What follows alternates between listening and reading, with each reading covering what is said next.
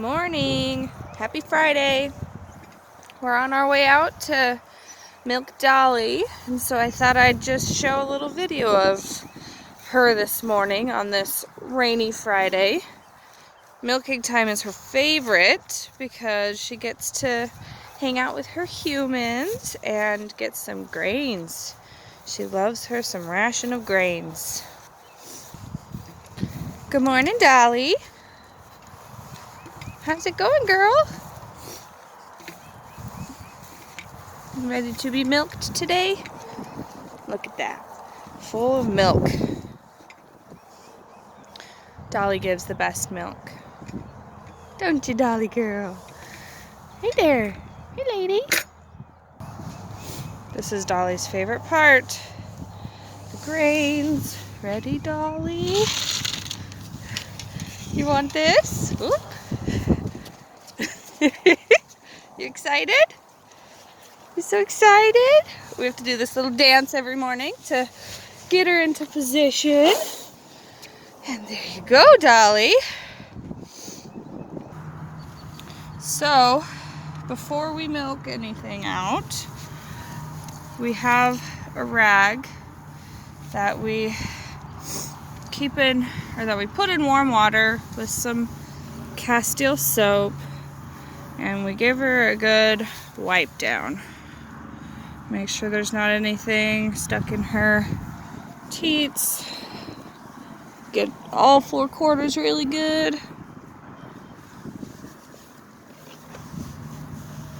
Sorry, it's hard to see the other side. There we go.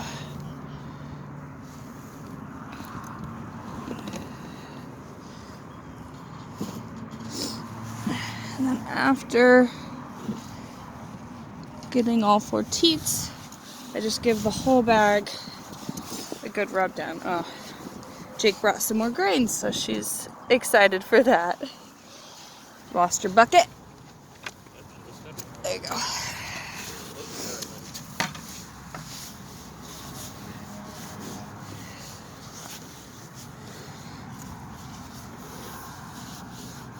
All right.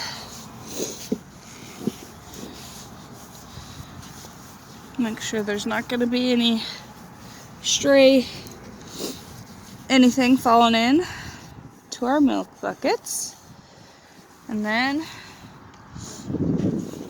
we can squirt out. We always squirt out the first few squirts so that if there is anything stuck in there, it is not stuck any longer. So we're gonna get set up and we'll be right back. So here's Jake.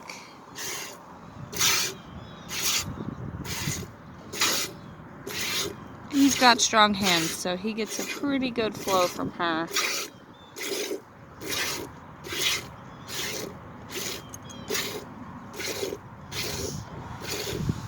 And then we do that on all 4 teats. We have this Henry milker machine that we use for part of it so that we can save our hands a little bit, and it works pretty well.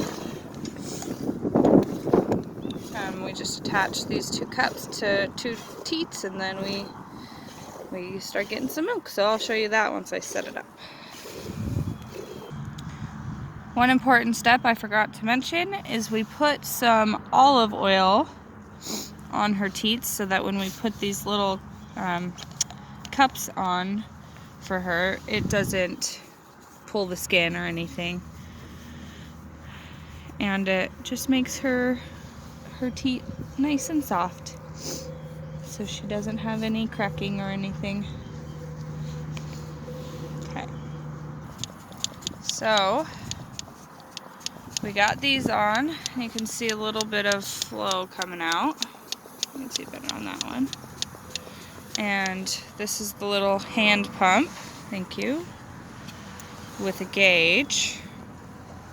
And we keep it at about 10. That's what they recommend.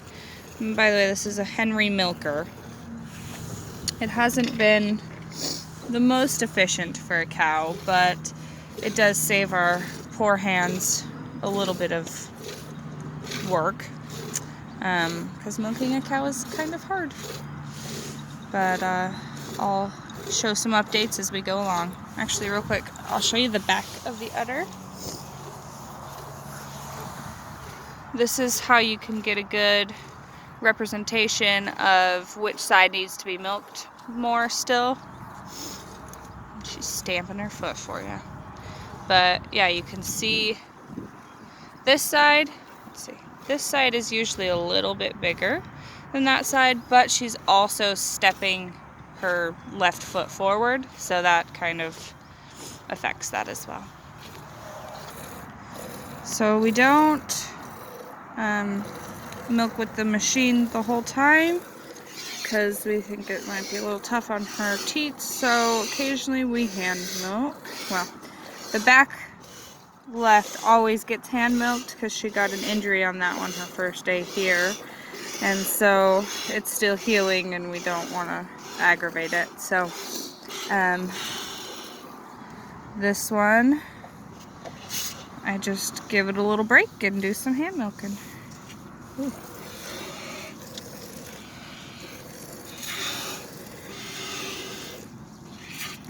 I don't get nearly as thick of a stream as Jake does. Don't mind my sniffling. It's 39 degrees outside.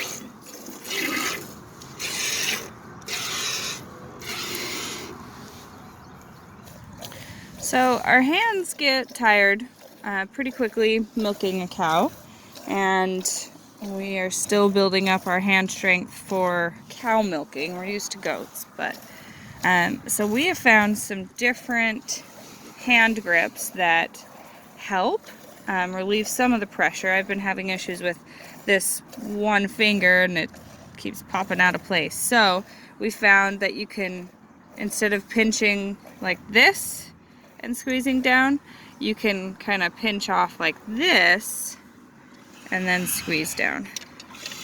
And Jake kind of discovered this hand grip, and then there is the usual one like this, and as it drains a little bit, you can get further up on the bag, which helps get a thicker stream because you're building up more pressure.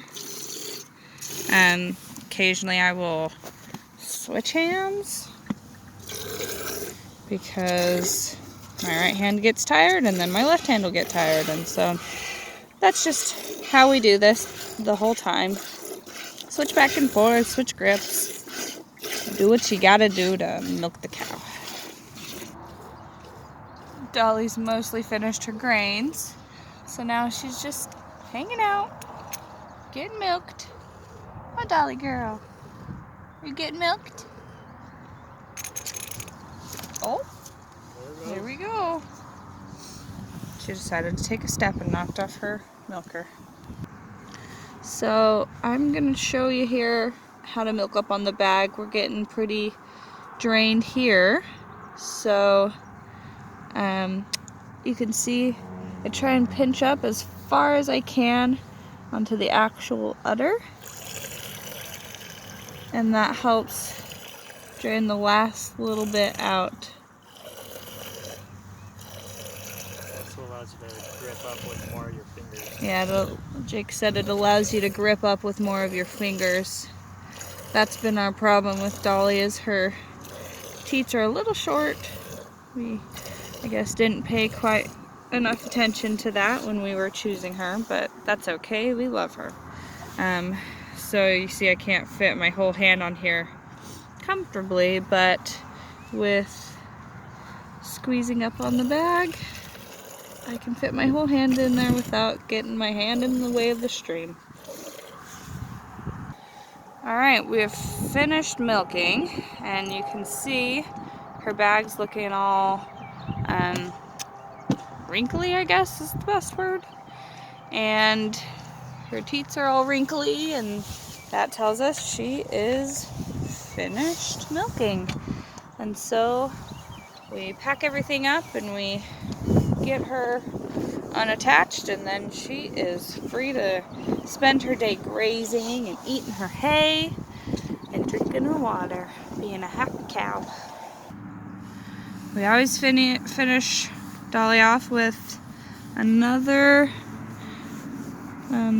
good rub down of olive oil, and I actually put some lavender essential oil in here as well, just to be good for her skin. And I just rub it all over each teat, and then we do an iodine spray just to make sure she's all clean, so no bacteria gets into, sorry, this is hard doing one-handed, gets into her teats. You get the picture. And that is the end of our milking. Later I'll show everybody how to strain the milk and make sure there's no little hairs in there. But for now, happy Friday! Happy Friday!